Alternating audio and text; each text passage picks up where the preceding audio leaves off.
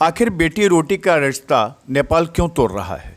1850 kilometre की खुली सीमा को लेकर अब तक दोनों देश कभी आमने सामने नहीं आए, पर पूरे विश्व में कोरोना के लेकर अलग थलग पड़े चीन का प्रभाव नेपाल के प्रधानमंत्री केपी शर्मा ओली पर इतना पड़ा कि वे भारत के खिलाफ खड़ा होने की हिमाकत कर रहे हैं। दरअसल नेपाल में मधेश इलाके को कभी भी पहाड़ से जुड़ा प्रधानमंत्री पसंद नहीं करता। अब यही कारण है कि नेपाल भारत के उन्हीं सीमाई इलाकों में उत्पात करने लगा है जो इलाके मधेश के हैं। सीतामढ़ी के भिट्ठा मोड़ से जलेश्वर की सीमा तक नो मेंस लैंड में टूटी सड़क बनाने की बिहार सरकार की कोशिश को नेपाल सशस्त्र बल ने यह कहते हुए रोक दिया कि यह उनकी जमीन है।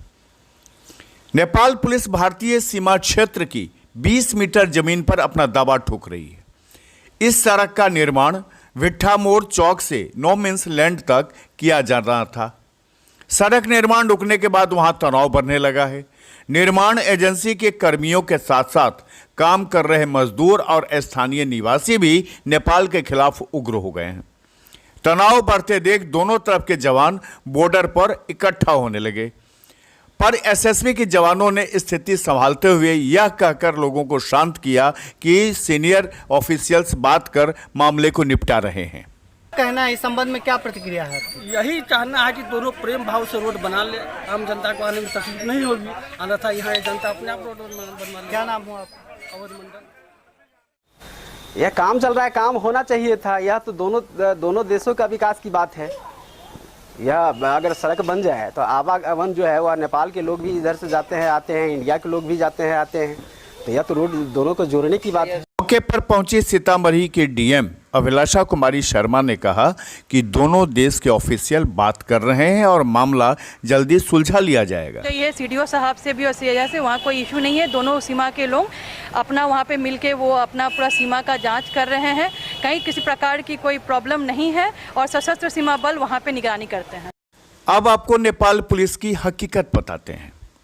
नेपाल पुलिस की सच्चाई यह है कि एक तरफ भिट्ठा मोड़ पर सड़क निर्माण का विरोध कर रहा है, तो वहीं रक्सौल बॉर्डर के मैत्री पुल के शंकराचार्य गेट की तरफ से आकर अपना बोर्ड लगाकर नेपाल का इलाका बताने की जुर्रत कर रहा है, जबकि शंकराचार्य गेट तक इंडिया का नो मेंस लैंड है और उसके बाद नेपाली भंसार तक नेपाल का हिस्सा माना जाता रहा है।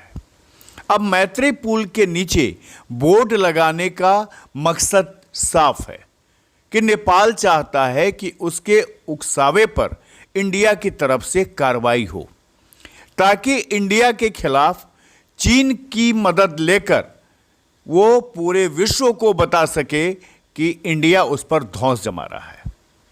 पर नेपाल के पीएम ओली यह भूल गए कि नमक से लेकर सुई तक अगर इंडिया ना दे तो चीन उनकी कोई मदद नहीं कर सकता है। पीएम ओली यह भी भूल गए कि जब मधेश आंदोलन के समय सीमा सील हुआ था तब नेपाल में कितनी दरिद्रता आ गई थी। ना वहां डीजल था, न पेट्रोल था, न ही चावल, न ही आटा, इवन वहां पर नमक भी नहीं था।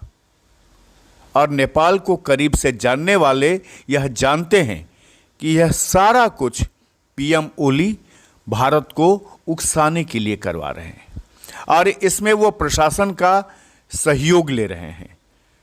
नेपाल प्रहरी को भी अपने साथ शामिल करके वो उकसावे में साथ रख रहे हैं ताकि भारत के खिलाफ उनका जो अभियान है वो अभियान आगे बढ़ सके। जबकि सच्चाई ये है कि नेपाल के दूसरी जो राजनीतिक दल हैं वो ओली के इस काम का विरोध कर रहे हैं। वो जानते हैं कि नेपाल और भारत के बीच बेटी रोटी का रिश्ता है, यहां नमक और रोटी का रिश्ता है। भारत और नेपाल एक दूसरे के पूरक हैं। भारत अगर बड़ा भाई है तो नेपाल उसका छोटा भाई है। इसलिए भारत अभी तक नेपाल के उकसावे का कोई जवाब नहीं दे रहा है। वह जानता है कि जिस पूरे नेपाल की आबादी 2.5 करोड़ है, उस नेपाल से उसका क्या लड़ना हो सकता है? वह नेपाल की मदद में जो भारत हमेशा अपना हाथ आगे बढ़ाता रहा है, वह आखिर कैसे और क्यों नेपाल के खिलाफ कार्रवाई करेगा? लेकिन प्रधानमंत्री केपी शर्मा ओली इस बात को भूल रहे हैं।